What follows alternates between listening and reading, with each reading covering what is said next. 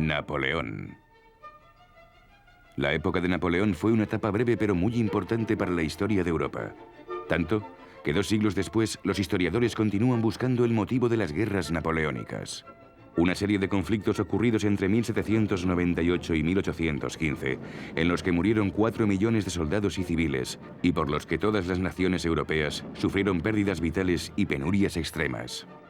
Mientras, el viejo mundo se abría paso hacia la revolución industrial y los cambios sociales, hechos que influirían en el futuro de Europa y del mundo entero. Napoleón ha sido tanto reverenciado como rechazado por su participación en las guerras. Por un lado, los soldados le admiraban por su gran capacidad de estrategia y determinación. Por otro, los historiadores le critican por su egocentrismo y ambición de poder. El 15 de agosto de 1769, Napoleón Bonaparte nació en Córcega. Sus padres fueron figuras destacadas de la sociedad corsa. Un año antes de su nacimiento, Córcega fue cedida a Francia por los genoveses. El padre de Napoleón, Carlo, se alió con Pasquale Paoli para rebelarse contra la ocupación francesa de su tierra. Sin embargo, al fracasar la revolución, Carlo Bonaparte pactó con los franceses y ganó un estatus social privilegiado, hecho que le permitiría enviar a sus hijos mayores, José y Napoleón, a estudiar a Francia. Los profesores no tardaron en darse cuenta de que Napoleón era un estudiante inteligente y con ganas de aprender. A los 16 años ingresó en la artillería francesa y bajo la tutela de grandes artilleros del siglo XVIII, su talento empezó a manifestarse. Nadie sospechaba que esto le llevaría a estudiar una carrera militar, por la que se le llegaría a comparar con Alejandro Magno, Julio César y Gengis Khan. Una combinación única de mucho trabajo, coraje, contactos políticos y haber nacido en una época turbulenta influyó en su éxito prematuro. En 1789, los franceses se sublevaron contra la monarquía del rey Luis XVI para hacerse con el poder del gobierno. Ante la resistencia del rey, una multitud en cólera asaltó la prisión real, conocida como la Bastilla, y la destruyó. En 1791, Napoleón ya era, con 20 años, primer teniente de la artillería francesa. Además, entró en el Club Jacobino, un grupo de opinión a favor de la monarquía constitucional. No tardaría en alzarse como presidente y dar discursos contra la nobleza y el obispado. Durante esos años, cambió oficialmente su nombre por uno más francés y se dedicó a cultivar su éxito militar. Sus acciones decisivas y su valentía en las guerras contra Prusia y Austria le hicieron destacar en el ejército francés. En enero de 1793, la Revolución Francesa dio un giro significativo con la decapitación del rey Luis XVI y la reina María Antonieta, seguida por una época igual de conflictiva. El Reino del Terror, liderado por Maximiliano de Robespierre, dominaría el país los 2 años siguientes. 25.000 personas fueron ejecutadas por enemigas de la República Francesa durante una era de lo más violenta. Mientras, el enérgico Napoleón encabezó las batallas que alejaron a la Fuerza Naval Británica de Toulon y siguió ganándose el favor de los altos cargos del ejército. Sin embargo, debido a la pérdida del poder del controvertido Robespierre, las fuerzas conservadoras arrestaron temporalmente a Napoleón por su vinculación con él. En aquel momento, su acelerada carrera parecía incierta. Bonaparte decidió permanecer en París, cuando en 1795 la Convención Nacional presentó una nueva constitución. Los monárquicos, con la esperanza de poder restablecer la monarquía cuanto antes, provocaron una revuelta para evitar que se promulgara dicho decreto. En el transcurso de los hechos, Napoleón obtuvo el mando como capitán y lideró la ofensiva contra los rebeldes. De nuevo se irguió victorioso, por lo que fue nombrado comandante del ejército y, por consiguiente, conocedor de cualquier decisión del gobierno. Su felicidad aumentó aún más al contraer matrimonio con Josefina de Beauharnais el 9 de marzo. Sin embargo, no hubo luna de miel. El ambicioso Napoleón viajó a Italia 2 días después de la boda para comenzar una nueva campaña. En Niza, Bonaparte se encontró con un ejército desnutrido y pobremente equipado. Pero siguiendo su principio de un ejército marcha con su estómago, les dedicó palabras de ánimo. Soldados, estáis mal vestidos y mal alimentados. Grandes provincias y ciudades serán vuestras, donde hallaréis honor, gloria y riqueza. Soldados de Italia, ¿os faltará coraje y firmeza? Con ese discurso, Napoleón dirigió a sus hombres hacia la batalla. Entre 1794 y 1797, la sucesión de campañas en Italia forjó varias derrotas y muchas batallas por poco ganadas. Las tropas resistieron en importantes contiendas como la Batalla de 3 días en Arcola, la Batalla del Puente de Lodi y el asedio de Mantua. A finales de 1797, la campaña de Italia culminó con la invasión de Austria. El ejército austriaco estaba desplegado por todo el norte y sur de Italia. Bonaparte no creyó poder organizar a sus tropas de manera efectiva, por lo que se vio obligado a detener su expansión. Antes que arriesgarse a ser derrotado, el ejército francés exigió pactar la paz. El Tratado de Campo Formio confirmó el dominio francés y la creación de estados satélites franceses en el norte de Italia. En la primavera de 1797, el incansable Napoleón dio comienzo a la campaña de Egipto contra Gran Bretaña y el 21 de julio ganó la Batalla de las Pirámides. 10 días después, el almirante británico Horatio Nelson destruyó la flota francesa en la Batalla del Nilo, por lo que Gran Bretaña se convertiría en un fuerte rival para Francia. Desde marzo hasta junio, Napoleón partió hacia Siria, pero finalmente se retiraría a Egipto. La campaña de Egipto no figuraría entre los momentos más estelares de su carrera. Las diferencias culturales y la superioridad naval de los británicos estuvieron a punto de acabar con su ejército. En otoño de 1799, el gobierno del Directorio tuvo que hacer frente a continuas disputas políticas. Intuyéndolo, Napoleón regresó a Francia entre rumores de un golpe de Estado. Ante la débil autoridad del Directorio, sus partidarios le aseguraron el cargo de primer cónsul. El teatro político consistió en allanar el camino para que el nuevo cónsul reorganizara el gobierno, las leyes y el sistema educativo. Napoleón pensaba que un gobierno eficiente dependía del control desde el centro, y ese centro era él mismo. Mientras, Austria recuperaba su territorio en Italia.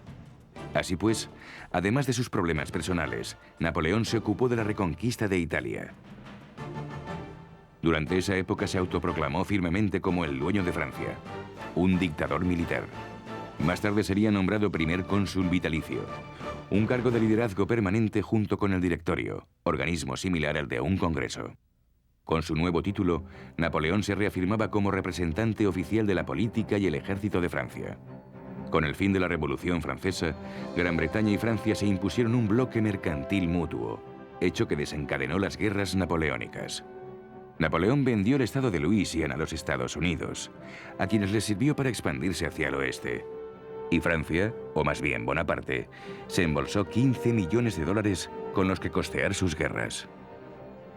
En 1804 se introdujo el Código Napoleónico, un completo y sistemático código civil sin precedentes. Su creador era conocido por ser un escritor claro y conciso, por lo que exigió que los anticuados estatutos fueran reescritos en un lenguaje comprensible para todo el mundo. A menudo asistía a las reuniones del Comité Legislativo para asegurarse de que las leyes se reescribían de forma clara y convincente. El Código Civil que elaboraron era tan impresionante que fue considerado como modelo en países de todo el mundo. El código revisó más de 14.000 decretos implantados por el gobierno revolucionario y los simplificó en una compilación de leyes.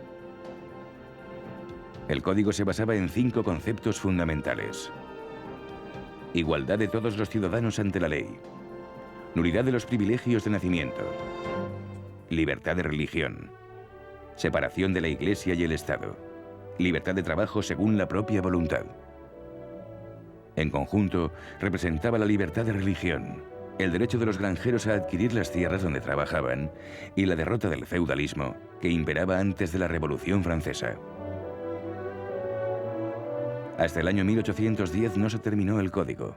El documento resultante, aunque severo en algunas de sus sanciones, significaba que todos los franceses, de cualquier posición social, serían tratados con igualdad ante la ley. El astuto Napoleón hizo el borrador para asegurarse así su poder. La mayoría de los franceses le apoyaban, por lo que no le fue difícil coronarse como emperador de Francia en 1804. Su deseo de ser bendecido en su coronación por el Papa Pío VII se cumplió, pero en el último momento le arrebató la corona al pontífice y se la puso en la cabeza. El nuevo emperador continuó su guerra y se convirtió en una imponente figura de la historia militar. Mundialmente conocido por sus batallas y dichos militares, hizo una valoración sobre la velocidad y el tiempo. Podré perder una batalla, pero nunca un minuto. Entre 1803 y 1805, Napoleón solo podía luchar contra los británicos.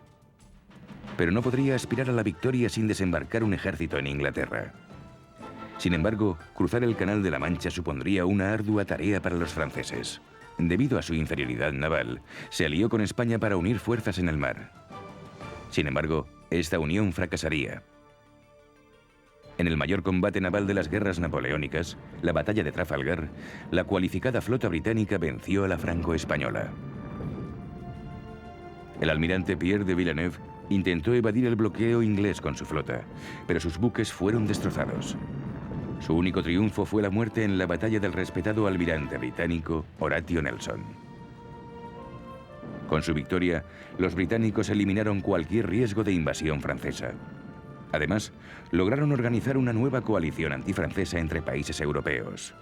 El gran triunfo de Napoleón estaba cerca. 2 meses después de la derrota de Trafalgar, la genialidad táctica de Napoleón se pondría a prueba en la batalla de Austerlitz. Conocida también como la Batalla de los Tres Emperadores, puesto que el zar Alejandro I lideró Rusia, Francisco I Austria y Napoleón Francia. En ella quedó patente la superioridad estratégica del emperador francés. Este ocultó a su gran ejército tras un montículo situado en el centro de su posición para que su flanco derecho pareciera vulnerable. Y así se produjo el ataque enemigo en masa que había previsto. Tras su señal, sus tropas salieron y rodearon al frente austro-ruso. De repente el enemigo se dio cuenta de que era atacado por ambos lados y huyó inconscientemente hacia un lago helado. Con implacable violencia, los artilleros franceses dispararon contra el hielo, por lo que muchos de sus oponentes murieron congelados. Aquella tarde la batalla llegó a su fin. Al día siguiente Napoleón dijo a su ejército: «Os llevaré de vuelta a Francia. Allí mi gente os dará una cálida bienvenida y os bastará decir: yo estuve en la batalla de Austerlitz, para que os contesten: he aquí un valiente». Austerlitz ha sido considerada como la obra maestra de Napoleón. Su estrategia funcionó con más precisión que nunca. Además, consiguió que las derrotas y los errores anteriores perdieran importancia, con lo que recuperó su fama de dueño y señor de Europa. Austria fue forzada a firmar un humillante tratado de paz, por el cual otorgaban dominio a Napoleón sobre Italia y extensas zonas de Alemania. Por otro lado, Rusia fue obligada a replegarse en sus propias fronteras. En el año siguiente, ningún ejército de toda Europa se vio capacitado para enfrentarse a Francia. Bonaparte continuó trazando las fronteras a su gusto. En su apogeo, el Imperio francés incluía la actual Bélgica, los Países Bajos, Córcega, los Estados Pontificios y los Balcanes, desde el río Danubio hasta Montenegro. Francia controlaba directamente España, Suiza, los reinos de Italia y Nápoles, una confederación de 300 reducidos estados alemanes y Polonia. Los debilitados estados de Austria, Prusia, Dinamarca y Noruega eran aliados de Francia. Solo quedaban excluidos del imperio Portugal, Suiza y Rusia, aunque tampoco estaban en disposición de enfrentarse a él. Al otro lado del Canal de la Mancha se encontraba Inglaterra. Los ingleses se negaron a luchar contra los franceses en tierra y Napoleón se equivocó al enfrentarse a ellos por mar. Entonces, Bonaparte les declaró la guerra económica. Su objetivo era ahogar la economía británica mediante un bloqueo comercial, y para que tuviera éxito, debía sumarse a él toda Europa. En un principio, ninguno de los planes de bloqueo fue del todo efectivo en las ciudades con puerto, sobre todo en Portugal, viejo aliado de Gran Bretaña. A medida que los productos británicos se filtraban por el continente, se avivaban las brasas del nacionalismo en el imperio. En 1809 las tropas francesas fueron derrotadas en España y Portugal. A pesar de estos indiscutibles fracasos, Napoleón se encontraba en el cenit de su poder y su éxito. Trazaba las fronteras y ponía nombre a los países. Sin embargo, los ciudadanos conquistados empezaron a pensar en sí mismos como una unidad en contra de Francia. A finales de 1810 el imperio de Napoleón parecía sólido. La guerra española fue una mera distracción para él. Inglaterra seguía resistiéndose, pero poseía Europa. Francia era la nación más poderosa. Napoleón acababa de cumplir 40 años. Fue entonces cuando se dio cuenta que no tendría sucesor. No tenía un hijo a quien ceder el testigo. En diciembre de 1809 se divorció de Josefina ante su imposibilidad de tener hijos. Entonces escogió como esposa a María Luisa, una saludable princesa austríaca de 18 años. 2 años después, daría luz a su único hijo. Napoleón siempre pensó que podía mantenerse en lo más alto unos 10 años. Poco después, él mismo empezaría a perder sus dotes de estrategia. Napoleón tuvo que emplear tácticas alternativas. Atrás quedaron sus brillantes maniobras militares. En su lugar, citaron sus críticos, reemplazó sus formidables tácticas por un ejército mayor, lo que se tradujo en un mayor número de bajas. Un ejército muy grande no podía operar con la misma rapidez que las tropas más pequeñas, tan efectivas en conquistas anteriores. En 1811, su brillante carrera comenzó a apagarse. Francia se sumió en una grave depresión y Napoleón se vio obligado a aflojar las restricciones sobre la importación de productos británicos al continente. Esta medida indignó a los rusos, quienes habían cooperado con Napoleón en el bloqueo comercial. La apertura del mercado disgustó al zar Alejandro I y comenzó a ignorar con descaro la correspondencia de Napoleón. El combativo emperador se preparó para otra guerra contra Rusia. En anteriores enfrentamientos, Napoleón atrajo a los rusos hacia su terreno, pero esta vez los rusos se adentraron en sus bosques. Alejandro I dijo: lucharemos con nuestro clima, con nuestro invierno. Napoleón reclutó 650.000 soldados para invadir Rusia, el mayor de sus ejércitos, que incluía hombres procedentes de las regiones conquistadas, a los que no entusiasmaba luchar por Francia. Basó su campaña estratégica en la cantidad numérica. Marcharía hacia Rusia y acabaría con el ejército del zar. En junio, Francia atacó Rusia. Esperando enfrentarse a los rusos en campo abierto, Napoleón quedó decepcionado al descubrir la retirada de su enemigo. En agosto, los soldados franceses se encontraron más inmersos en Rusia de lo que jamás habrían pensado. Además, aunque la línea de combate superaba los 1000 kilómetros, no se había librado por el momento ninguna batalla importante contra el enemigo. El 7 de septiembre, Napoleón marchó hacia Moscú con 150.000 hombres. En Bordino, a unos 100 kilómetros de Moscú, el ejército ruso no cedió terreno. La batalla no estaba decidida. Las filas francesas sufrieron grandes pérdidas y el ejército del zar se retiró antes de quedarse sin hombres. Una semana después, los franceses entraron en Moscú, pero la ciudad estaba desierta y pronto comenzaron los saqueos y los incendios. A pesar de los esfuerzos de los bomberos franceses, la ciudad ardió durante 5 días y quedó prácticamente destruida. Napoleón culpó al alcalde de la destrucción de la ciudad y ofreció al zar una tregua, pero de nuevo no obtuvo respuesta. Los rusos siguieron negándose a participar en la batalla, pero decidieron provocarles con tiroteos y asaltos por sorpresa. Quemaron las tierras y arrasaron todo a su paso a medida que los franceses se acercaban. Mientras Napoleón esperaba la respuesta de Alejandro I, una nueva estación llegó. Finalmente, el 8 de octubre, el zar ordenó la retirada, la cual, al final, resultaría desastrosa. Las tropas francesas desandaron sus pasos por la devastada tierra. Sin comida, ni uniformes preparados para el invierno, fueron víctimas de los crueles vientos y las bajas temperaturas. El frío, las enfermedades y el hambre acabaron venciéndoles.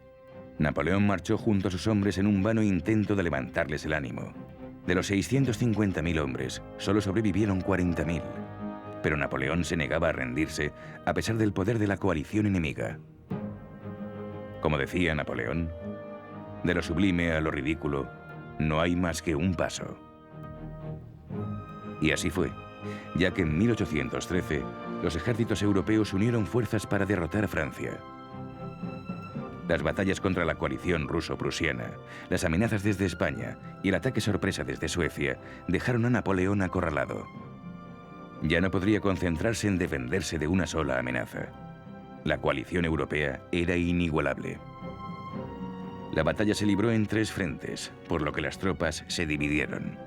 Además, su líder no podía estar en 3 sitios al mismo tiempo. Estas desventajas separaron a las legiones de Napoleón y las dejaron vulnerables ante la derrota. El 16 de octubre de 1813 tuvo lugar su fracaso definitivo, la Batalla de Leipzig, también conocida como la Batalla de las Naciones, ya que en ella se vieron envueltos muchos países. 160.000 soldados franceses se enfrentaron a una coalición de tropas de 320.000 hombres en Leipzig, al sudeste de Alemania.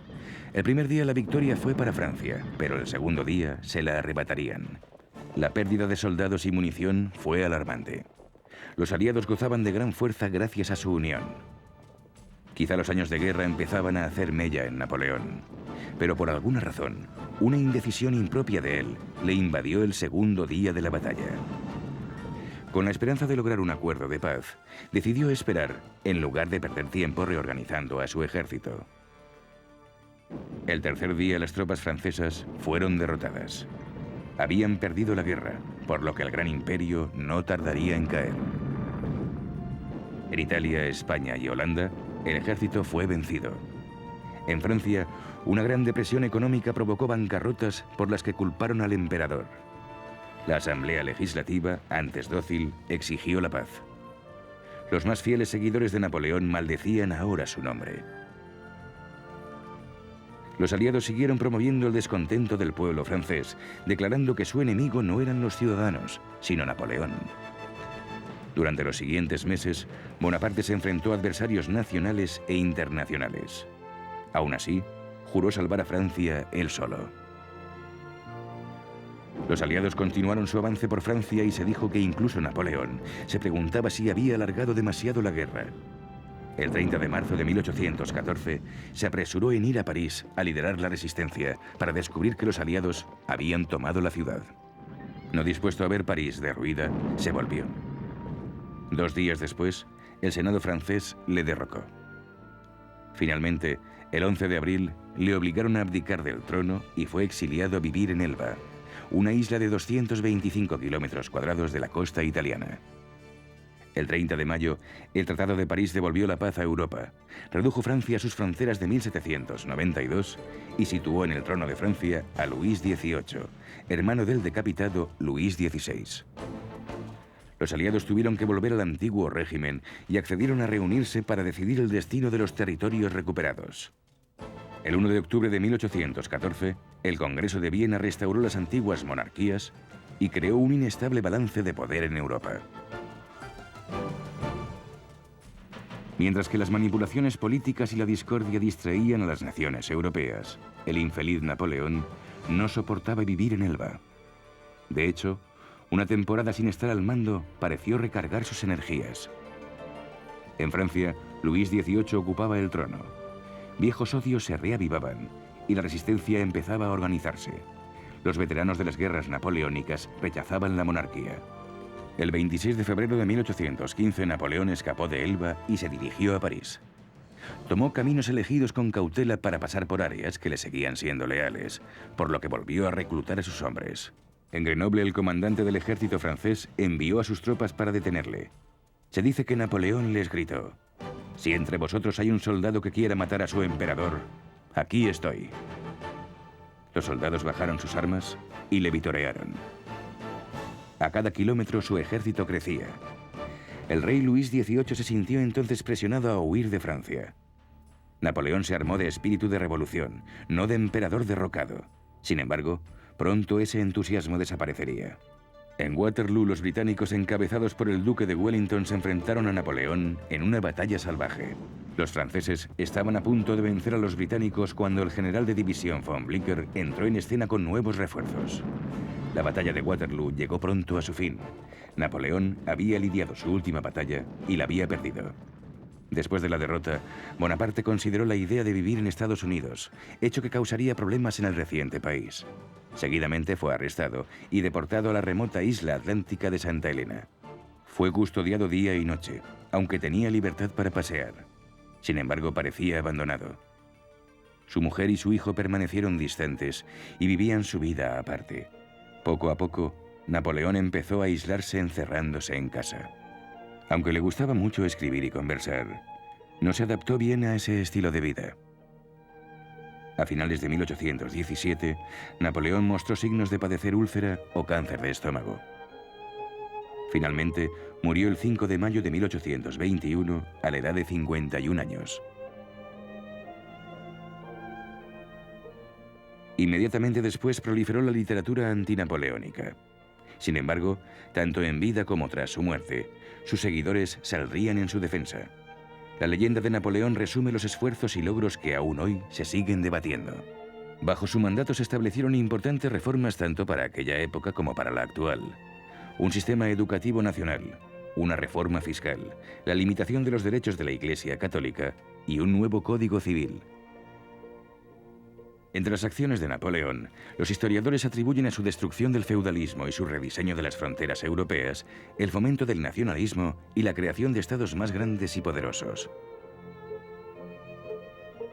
Además, como jefe militar no había nadie que le igualara en aquella época. Sus triunfos han sido estudiados y discutidos durante generaciones de militares expertos y sus máximas han sido memorizadas e interpretadas.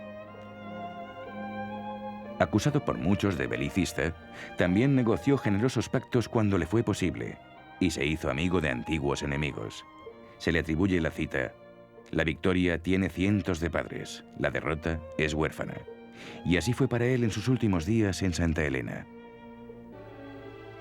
Casi 2 décadas después, su leyenda revivió cuando en diciembre de 1840 miles de personas inundaron las calles de París bajo las heladas temperaturas para contemplar una procesión en honor del líder exiliado, en la que repatriaron sus restos a su tan querida tierra. Se dice que a pesar que Napoleón fue el mayor genio de su tiempo, nunca alcanzó la corona de la grandeza. Sin embargo, escribió: «La búsqueda del detalle es la religión de la perfección». Y ahí es donde reside la fascinación histórica por este hombre y su leyenda.